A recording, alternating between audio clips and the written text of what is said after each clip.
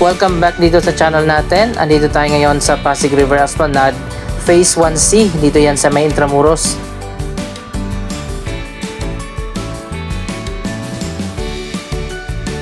Nung last time na nag-update tayo dito, na-connect na nga yung kalahati ng project na ito papunta doon sa Binondo Intramuros Bridge. Pero katatapos lang nung last update natin, kaya sarado pa yung Riverside area. Ngayon tingnan natin kung makakadaan na ba tayo diretso na papunta sa Intramuros. Ito pala yung sample ng isang commercial space.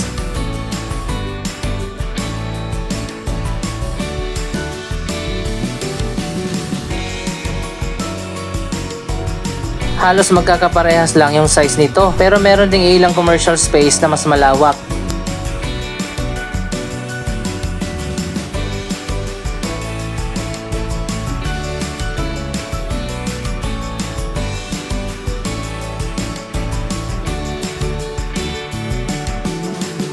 Katulad nito, ayan, makikita naman natin mas malawak yung area.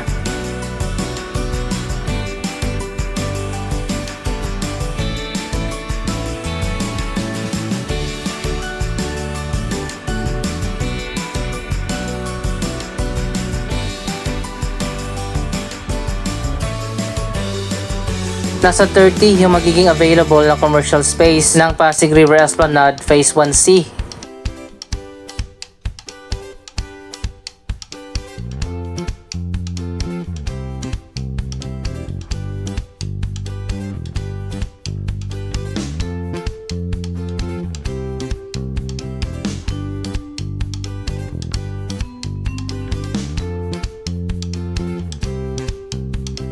Meron pa dito sa kabilang side, ayan, makikita naman natin mas maluwag dito.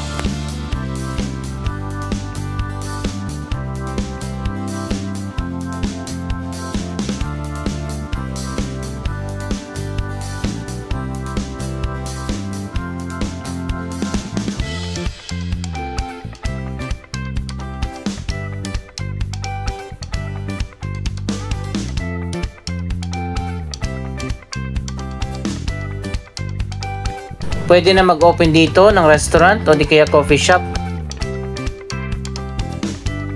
Finally, binuksan na itong Riverside area at pwede na tayong dumaan.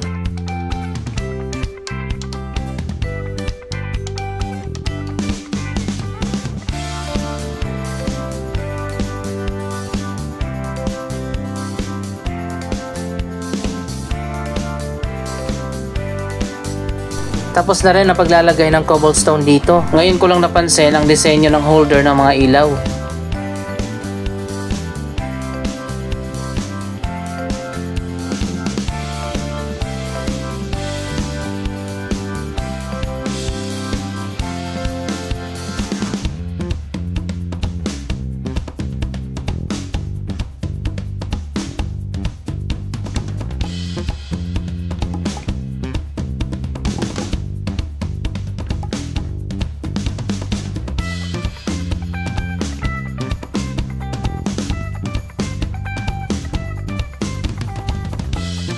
Nasa magkabilang dulo pala yung maliliit na commercial space at yung nasa gitna yung malalawak.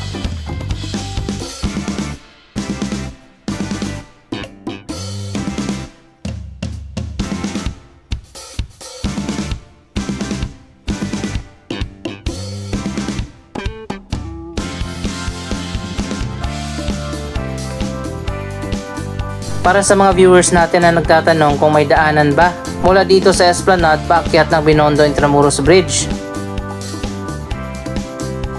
Ito yung magiging daanan sa ngayon na hindi pa tapos dito. Dito ka dadaan paakyat dyan sa tulay.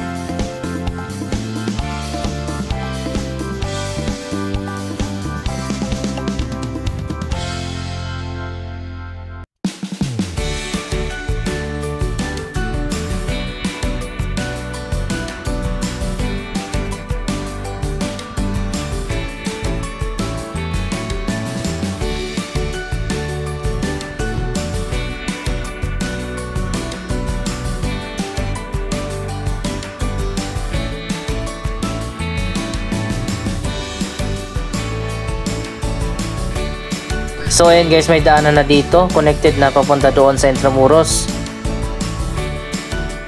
Ito naman yung rampa akyat doon sa viewing deck. Mamaya na tayo aakyat dyan, tingnan muna natin yung Riverside Park dito sa Intramuros.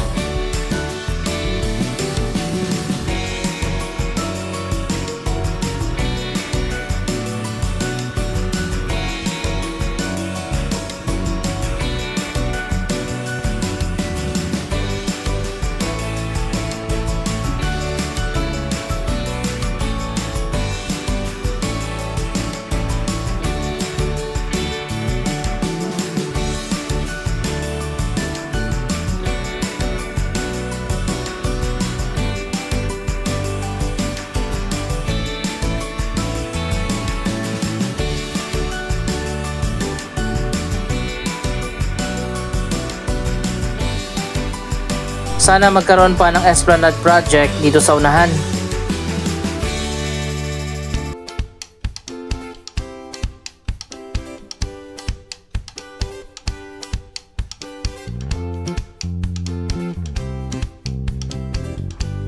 Sayang din tong area na to sa likod ng Intramuros. Pwede pa dyan magtayo ng Riverside Park. Napakaganda pa naman ang view dito, lalong lalo na kapag maganda yung panahon.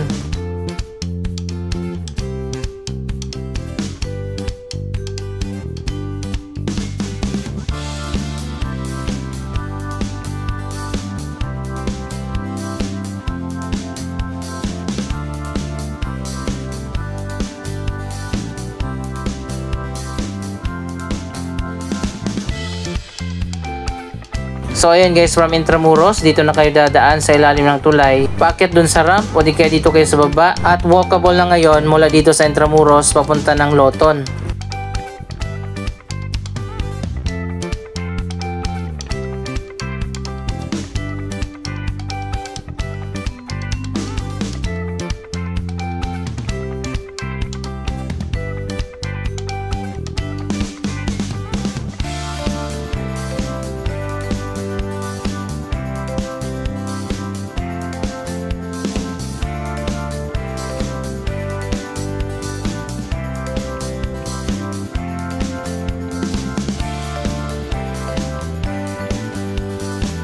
Katatapos lang nito nung last week, kaya medyo rough pa yung flooring.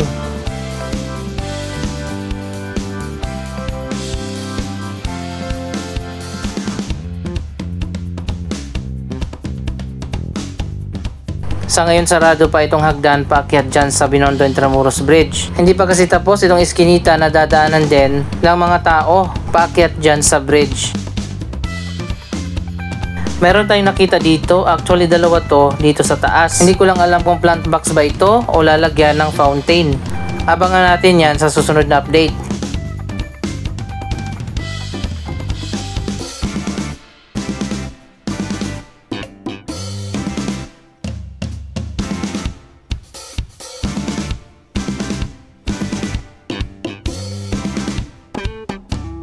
So ayan guys, medyo maliit na lang yung dadaanan. Hindi maluwag ito, yung Riverside Walkway na paakyat ng Binondo Intramuros Bridge.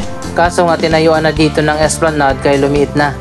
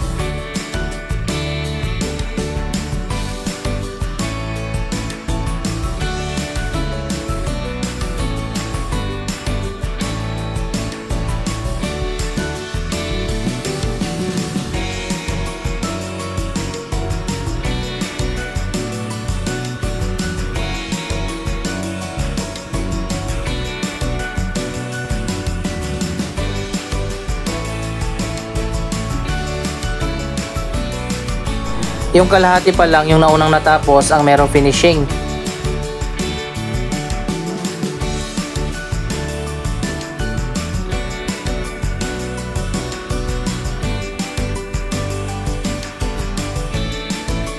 Ayan, makikita naman natin medyo smooth na dito.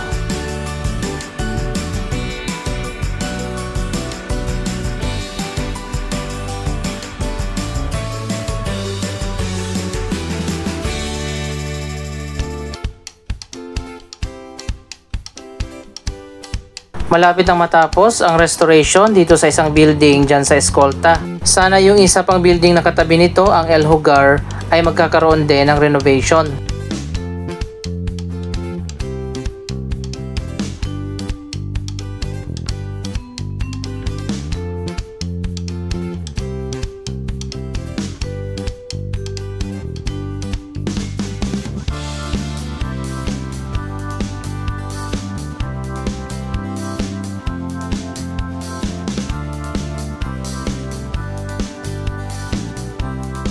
Napakaganda nga nitong Pasig River Esplanade Project at sa ngayon pa lang dinadayo na ito ng mga local at international na tourist. Marami na rin ang nagsasagawa dito ng photoshoot katulad ng mga prenup.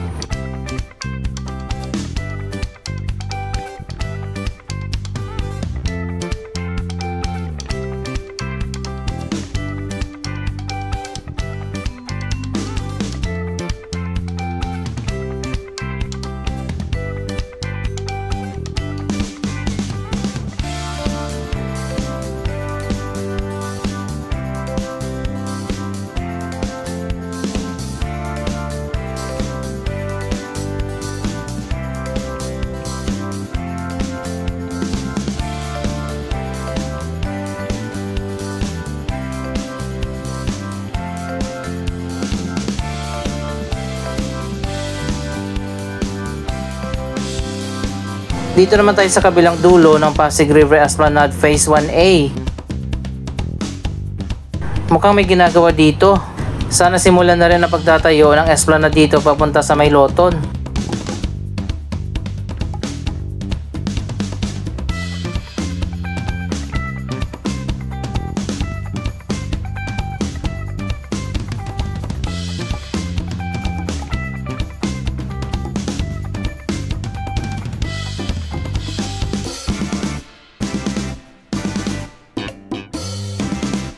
Abangan natin ang pagpapatuloy ng Pasig River Esplanade Project sa mga susunod na update.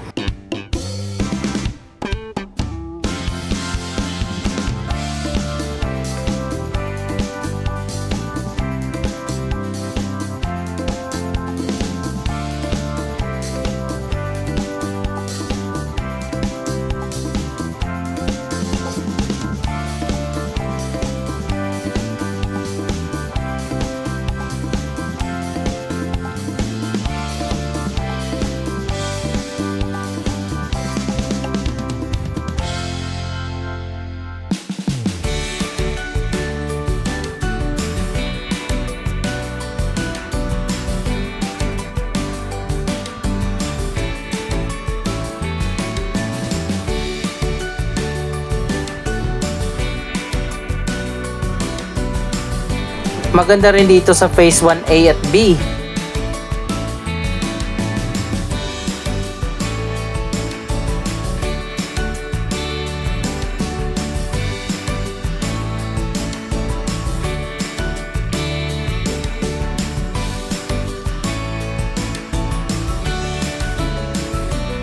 Iba naman ang disenyo ng Pasig River Esplanade Project dito.